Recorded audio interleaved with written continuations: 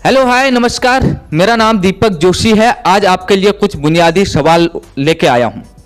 दोस्तों, हमारा उत्तराखंड दुनिया में अपनी खूबसूरती के लिए जाना जाता है, लेकिन यहाँ उससे भी ज़्यादा चुनौतियाँ हैं। चुनौतियों से लड़ना हमें आता है, लेकिन यहाँ के सिस्टम उन चुनौतियों को ज़्यादा दावत दे रहा है, बढ़ावा दे रहा है।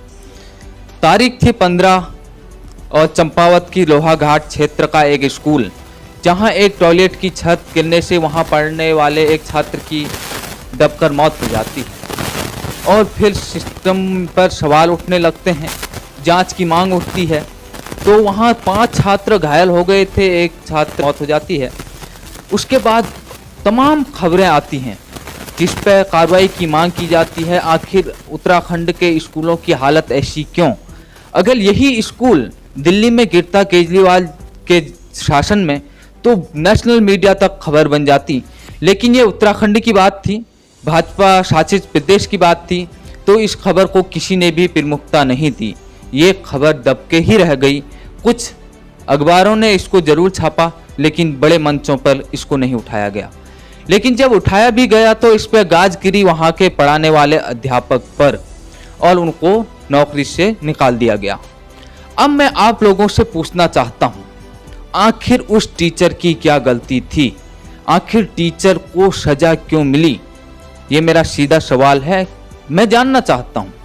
क्योंकि सबसे पहले अगर हम क्षेत्र की बात करें, अगर स्कूल खराब था तो यह एक दिन में नहीं हुआ, ये पहले से होगा।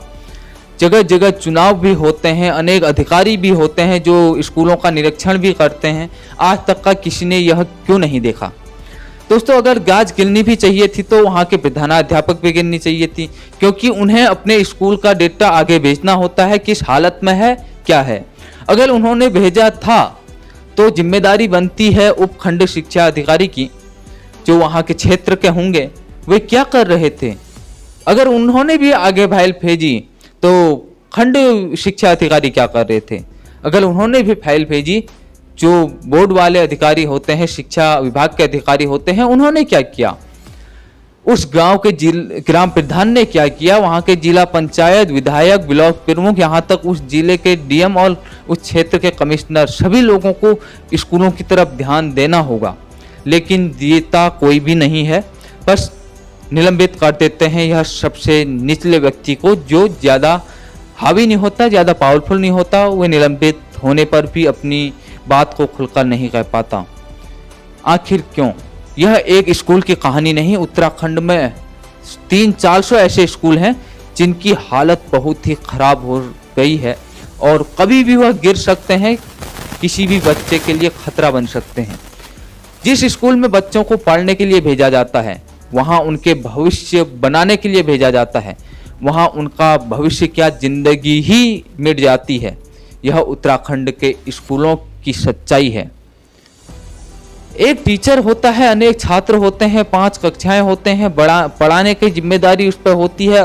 ऊपर से अनेक काम उसको दे दिए जाते हैं और बाद में कुछ भी ऊपर नीचे होता है तो उस पर ही गाज गिरती है। गाज गिरने का कारण यह बताया जाता है कि क्योंकि ग्रामीणों ने आरोप लगाया है कि टीचर पढ़ाते नहीं थे, मोबाइल में लगे रहते थे और बच्चे खेलते रहते थे, जिसके कारण ये दुर्घटना हो गई। हम कैसे माने?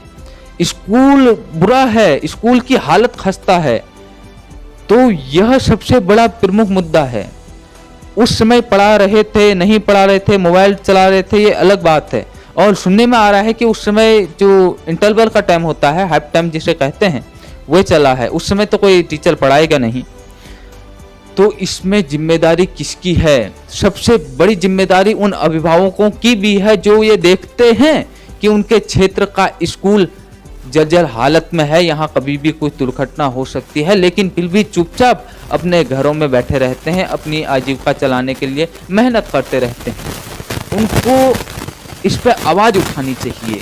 अपने क्षेत्र के स्कूलों को बेहतर बनाने के लिए कुछ आगे अधिकारियों के पास जाना चाहिए। अगर वे नहीं मानते तो आंदोलन करना चाहिए। एकता होनी चाहिए और हम सभी लोग, पहाड़ वाले लोग, अक्सर एकता के बिना, एकता नहीं होने के कारण मर रहे हैं। क्योंकि एक व्यक्ति अगर कोई आवाज़ भी उठाएगा तो 10 व्यक्ति उसके खिलाफ अवश्य हो जाएंगे।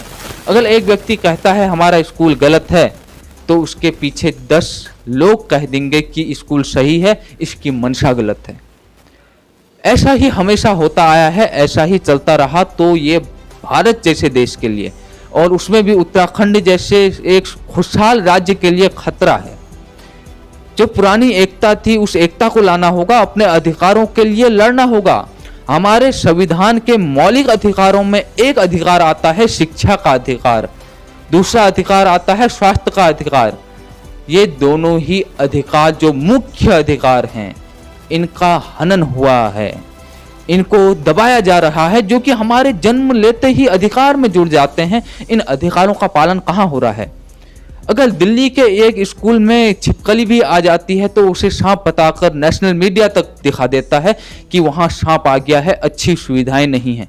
लेकिन उत्तराखंड के स्कूलों में अगर शेर भी आ जाता है तो उसे बिल्ली बताकर टाल दिया जाता है। ये सच्चाई है, ये मजाक नहीं कर रहा हूँ, यही होता आ रहा है।